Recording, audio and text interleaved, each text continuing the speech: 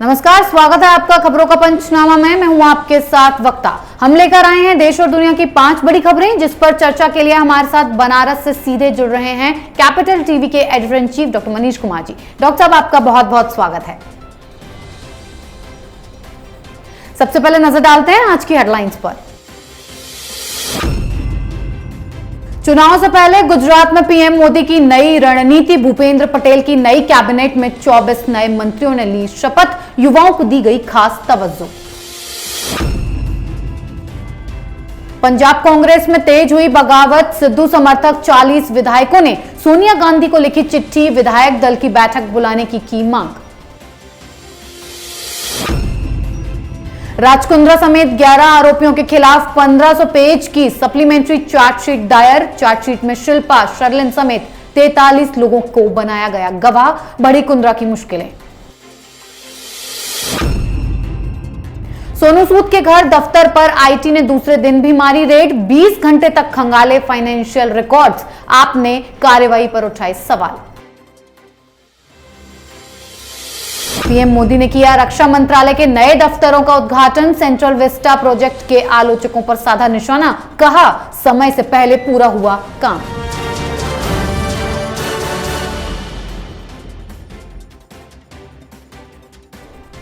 पहली खबर गुजरात की सियासत पर। गुजरात में अगले साल विधानसभा चुनाव से पहले पूरी कैबिनेट बदल दी गई है।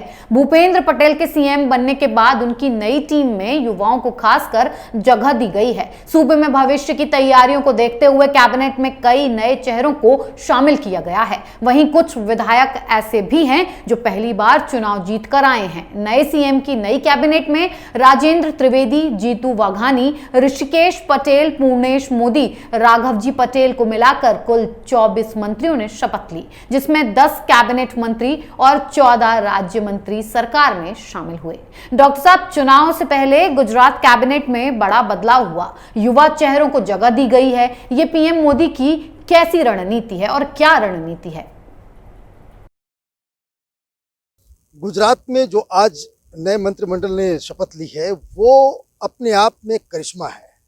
किसी ने ये नहीं सोचा था कि सारे के सारे मंत्रियों को घर बिठा दिया जाएगा, इवन नितिन पटेल को भी कह दिया जाएगा कि अब आपकी ज़रूरत मंत्रिमंडल में नहीं है। लेकिन आपने सवाल पूछा है कि प्रधानमंत्री मोदी की रणनीति कैसी है। 3 दिन पहले हमने ब्लैक एंड व्हाइट कार्यक्रम में बताया था कि प्रधानमंत्री मोदी अब उस फेज में चले गए हैं कि जहां वो हर राज्य में नए लीडरशिप को बाकायदा ग्रो करने की कोशिश में लगे हुए हैं। इसीलिए जो बदलाव उत्तराखंड में देखा गया वैसा ही बदलाव गुजरात में देखा जा रहा है। गुजरात में जो इस बार जो बदलाव किए गए हैं, इसका पहला जो पर्पस है वो ये है कि जो पटेल समुदाय जो भारतीय जनता पार्टी से दूर चला गया था उसको कैसे वापस लाया जाए। साथ ही साथ जो रीजनल इम्बैलेंस जो गुजरात के अंदर में भारतीय जनता पार्टी के लिए प्रॉब्लम बनती चली जा रही थी उसको भी सुधारा गया है। इस बार जितने भी जो मंत्री बनाए गए हैं, नए मंत्री बनाए गए हैं, उन लोगों में जो दबदबा है वो साउथ गुजरात का ज़्यादा है और जो नए चेहरे यंग लोगों को लाया गया है, इसका मतलब साफ है कि प्रधानमंत्री मोदी पिछली सरकार, पिछले मंत्रियों से खुश नहीं थे और इसलिए ये बदलाव किया गया है। जो इमीडिएट पर्पस है इस बदलाव का वो ये कि सरकार की इमेज सुधारी जाए, प्रोएक्टिव लीडर्स को जो है वहाँ पे काम पे लगाया जाए और साथ ही साथ जो भविष्य में भारतीय जनता पार्टी के लिए जो कारगर साबित हो सकते हैं वैसे नेताओं को बाकायदा तैयार किया जाए। अब बात पंजाब कांग्रेस की कलह पर। पंजाब कांग्रेस में बगावत खत्म होने का नाम नहीं ले रही है। अब सिद्धू गुट के 40 विधायकों ने कैप्टन अमरिंदर के खिलाफ मोर्चा खोल दिया है। सिद्धू के करीबी और कैप्टन के धुर विरोधी कैबिनेट मंत्री तृप्त राजेंद्र सिंह बाजवा ने सोनिया गांधी को 40 विधायकों का साइन किया गया लेटर भेजा है। तृप्त राजेंद्र सिंह बाजवा कभी सीएम अमरिंदर सिंह के करीबी माने जाते थे, लेकिन अब उनके विरोधी हो गए हैं। पत्र में इन विधायकों ने मांग की है कि जल्द से जल्द कांग्रेस विधायक दल की बैठक बुलाई जाए। आलाकमान की ओर से इस बैठक में 2 केंद्रीय पर्यवेक्षक भी भेजे जाएं। इन असंतुष्ट विधायकों ने कैप्टन के खिलाफ इस चिट्ठी में खुलकर अपनी भड़ास निकाली है। डॉक्टर साहब, पंजाब कांग्रेस में यह बगावत खत्म नहीं होगी, क्या अपने ही कांग्रेस को ले डूबेंगे? कांग्रेस पार्टी को अगर कोई डुबा रहा है तो वो राहुल गांधी है। आपने एक भस्मासुर को इतना ज्यादा पावर दे दिया पंजाब के अंदर में, वो लगातार आपके मुख्यमंत्री को चैलेंज कर रहा है। अब ये फर्क है भारतीय जनता पार्टी में और कांग्रेस पार्टी में। गुजरात में पूरी की पूरी मंत्रिमंडल को सैक कर दिया गया, मुख्यमंत्री को हटा दिया गया, लेकिन एक भी आवाज कहीं से सुनाई नहीं दी गई, क्योंकि लोगों को भरोसा है नेतृत्व के ऊपर। सबको मालूम है कि ये फैसले प्रधानमंत्री मोदी ले रहे हैं।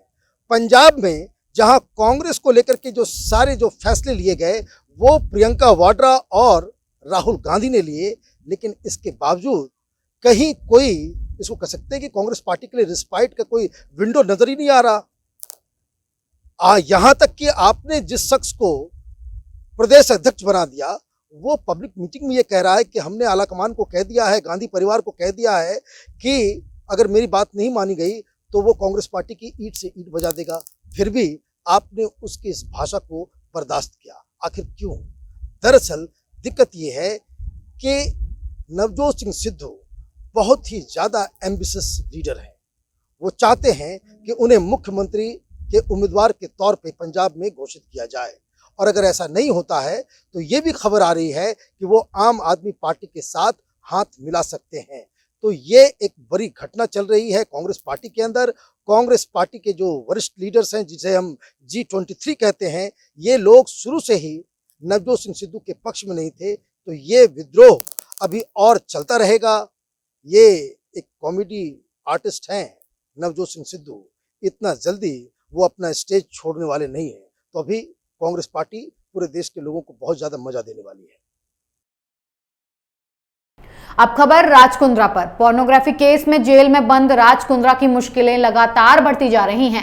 मुंबई पुलिस ने कुंद्रा समेत 11 आरोपियों के खिलाफ 1500 पेज की सप्लीमेंट्री चार्जशीट दायर की है। अभिनेत्री शिल्पा शेट्टी, शर्लिन चोपड़ा समेत 43 गवाहों के बयान को चार्जशीट में शामिल किया गया है। चार्जशीट में कुंद्रा को मुख्य आरोपी बताया गया है, साथ ही कुंद्रा के करोड़ों रुपए कमाने की जानकारी भी दी गई है। वहीं शिल्पा शेट्टी खुद को एक बार फिर कुंद्रा केस से अलग करती नजर आ रही हैं। डॉक्टर साहब, राज कुंद्रा की मुश्किलें तो और बढ़ गई हैं। आज मुंबई पुलिस की क्राइम ब्रांच ने 1500 पेजेस के चार्जशीट को बकायदा जमा किया है। अब इसमें सबसे अहम चीज जो लगातार कैपिटल टीवी कहता चला आ रहा था, जिसको लेकर के शिल्पा शेट्टी ने हमारे ऊपर केस भी किया, ये मसला हाईकोर्ट में अभी चल भी रहा है। दरअसल बात बहुत ही साफ है। एक व्यक्ति जो पिछले 5 साल से पोर्नोग्राफी का काम कर रहा था, वो इस तरह के सीरियल्स बना रहा था, और उनकी पत्नी ये कह रही है कि उन्हें कुछ मालूम ही नहीं है। तो शिल्पा शेट्टी के बयान को लेकर के अगर आप एनालाइज करें तो इसका मतलब साफ साफ नजर आ रहा है कि ये जो पूरा अंपायर वो खड़ा करना चाह रहे थे राज कुंद्रा, वो अलग तरीके से एक अलग इंडस्ट्री पोर्नोग्राफी की वो क्रिएट करना चाह रहे थे हिंदुस्तान के अंदर में। 15 राज्यों में उनके नेटवर्क फैले हुए थे, और ये सारी जो कमाई है उससे जो पूरा जो धंधा है वो अपने आप को शिल्पा शेट्टी अलग किस तरह से करे, इसलिए इस तरह का बयान दिया गया है, जिसे मुंबई पुलिस ने अपनी चार्जशीट में डाला है। चार्जशीट के अंदर और भी कई सारे महत्वपूर्ण 43 लोगों के बयान को दर्ज किया गया है, और उसमें कई सारी महिलाएं ऐसी हैं जिसे पुलिस ने पीड़िता के रूप में पेश किया है। तो ये केस अभी चार्जशीट के लेवल तक पहुंचा है। अब मुंबई पुलिस को वो सारे चार्जेस, वो सारे आरोप जो चार्जशीट में उन्होंने डाला है, उसको साबित करने के लिए सबूत इकट्ठा करने होंगे। तो अभी ये केस लंबा चलेगा, और ऐसा नहीं लग रहा कि राज कुंद्रा को कोई फिलहाल में राहत मिलने वाली है। अब खबर सोनू सूद पर हो रही कार्रवाई पर। अभिनेता सोनू सूद पर लगातार दूसरे दिन भी इनकम टैक्स की कार्रवाई हुई। आईटी की टीम ने सोनू के घर, ऑफिस पर छापेमारी की और लगातार 20 घंटे तक अकाउंट, बुक्स, इनकम, खर्च और फाइनेंशियल रिकॉर्ड्स की जांच की गई। गुरुवार सुबह एक छोटे से ब्रेक के बाद जांच टीम फिर से रिकॉर्ड खंगालने में जुट गई है। वहीं आईटी की इस कार्रवाई पर आम आदमी पार्टी और केजरीवाल ने सियासत भी शुरू कर दी है। केजरीवाल ने ट्वीट कर आईटी की कार्रवाई पर सवाल खड़े किए हैं। डॉक्टर साहब, सोनू सूद के घर और दफ्तर में ईडी ने क्यों छापा मारा है? सोनू सूद के ऊपर आईटी की कार्रवाई हो रही है तो सोशल मीडिया में कई सारे लोग बड़े नाराज हैं। नाराज इस बात के लेकर के हैं कि उन्हें लगता है कि कोई सुपर हीरो है सोनू सूद। लेकिन जहाँ तक जो लोग सोनू सूद को नज़दीक से जानते हैं कि वो जो तमाम जो मदद की जो गुहार वो सुनते थे कोरोना के समय, हज़ारों लोगों की जो मदद की, वो दरअसल एक तो मदद तो होता ही था, लेकिन पीआर एक्सरसाइज भी बहुत कायदे से किया गया। लेकिन कोई शख्स किसी की मदद करे तो उसका मतलब ये नहीं कि उसके ऊपर देश का कानून लागू नहीं होता। उनके ऊपर जो कार्रवाई हो रही है वो दरअसल एक प्रॉपर्टी को लेकर के हो रही है, जिसका रिश्ता लखनऊ से है। लखनऊ में उन्होंने कोई प्रॉपर्टी ली है, जिसको लेकर के जो पैसे उसमें दिए गए हैं, वो पैसे कहाँ से आए हैं, किधर से आए हैं, उसको लेकर के ये सारा विवाद चल रहा है। और जो इनकम टैक्स है उनके पास कुछ इस तरह के सबूत हाथ लगे हैं। वो एक कंप्लेन आया था, उसके ऊपर ये कार्रवाई हो रही है। लेकिन चूँकि वो एक पॉपुलर शख्स हैं, बॉलीवुड में बड़ा नाम है उनका, बहुत सारी फैन फॉलोइंग है उनकी, तो ये जो आईटी डिपार्टमेंट जो काम कर रही है वो कदम फूक फूक कर रख रही है। वो इसलिए कि वो अभी तक इसे छापामारी का नाम नहीं दे रहे हैं। वो नहीं कह रहे कि वो उसके घर पे छापामारी कर रहे हैं, वो कह रहे हैं कि वो सर्वे कर रहे हैं, फाइलों को बाकायदा वो देख रहे हैं कि इसमें क्या गड़बड़ियाँ हैं। लेकिन ये मसला राजनीतिक इसलिए पकड़ रहा है कि कुछ दिन पहले अरविंद केजरीवाल ने उनके साथ बैठ के प्रेस कॉन्फ्रेंस की थी। तो दोनों ही शख्स वो पीआर एक्सरसाइज में मास्टर हैं। केजरीवाल तो केजरीवाल हैं, और इसलिए वो सोनू सूद की पॉपुलैरिटी को एक राजनीतिक मुद्दा बना करके वो इस मसले को सोशल मीडिया में फैला रहे हैं। सोनू सूद ने अगर लखनऊ में जो प्रॉपर्टी विवाद है उसमें उसने कोई गलती नहीं की होगी तो उसके ऊपर कोई कार्रवाई नहीं होगी, और अगर उसने गलती की है, कुछ बातों को छुपाया है या कुछ इलीगैलिटी है उस पूरे डील में, तो उसको तो पनिशमेंट मिलना ही चाहिए। यही कार्रवाई हो रही है। आखिरी खबर पीएम नरेंद्र मोदी की। प्रधानमंत्री नरेंद्र मोदी ने सेंट्रल विस्टा प्रोजेक्ट के तहत बने रक्षा मंत्रालय के 2 नए कार्यालयों का उद्घाटन किया। इस मौके पर पीएम मोदी ने सेंट्रल विस्टा प्रोजेक्ट पर सवाल उठाने वालों की बोलती बंद कर दी। उन्होंने कहा कि जो लोग सेंट्रल विस्टा प्रोजेक्ट के पीछे डंडा लेकर पड़े थे वे इन प्रोजेक्ट पर बिल्कुल चुप रहते थे, जबकि ये भी सेंट्रल विस्टा का ही हिस्सा है। जो काम आजादी के तुरंत बाद होना चाहिए था वो 2014 के बाद शुरू हुआ। पीएम ने आगे कहा कि भारत की राजधानी ऐसी होनी चाहिए जिससे केंद्र में लोक जनता हो। सेंट्रल विस्टा के मूल में यही भावना है। मोदी सरकार में काम समय सीमा से पहले हो रहा है, वरना सरकारी कामों में लंबा वक्त लगता है। डॉक्टर साहब, सेंट्रल विस्टा प्रोजेक्ट पर सवाल उठाने वाले विपक्ष की आज पीएम मोदी ने बोलती बंद कर दी है, क्या कहेंगे आप? आज प्रधानमंत्री फुल फॉर्म में थे। सेंट्रल विस्टा प्रोजेक्ट को लेकर के विपक्ष पिछले 2-3 सालों से पता नहीं कौन कौन से दरवाजे को नहीं खटखटाया। कभी ग्रीन ट्रिब्यूनल, तो कभी हाई कोर्ट, तो कभी सुप्रीम कोर्ट, पता नहीं किस किस जगह पे जाकर के इस प्रोजेक्ट का विरोध नहीं हुआ। लेकिन प्रधानमंत्री मोदी ने आज सबका एक एक करके जवाब दिया। और सबसे बड़ी बात जो समझने की ये है कि दरअसल विपक्ष ये विरोध कर क्यों रहा है।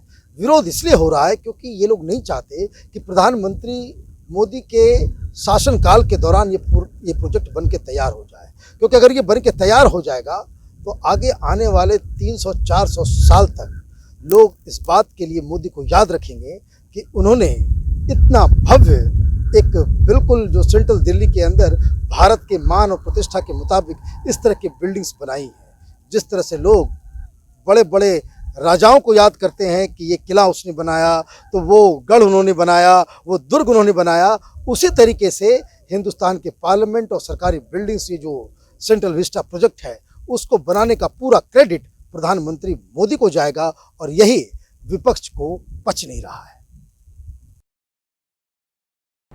खबरों का पंचनामा में आज के लिए इतना ही। देश विदेश की बाकी खबरों और उनके सटीक एनालिसिस के लिए देखते रहिए कैपिटल टीवी। हमें लाइक कीजिए, शेयर कीजिए और कैपिटल टीवी को सब्सक्राइब कीजिए। नमस्कार।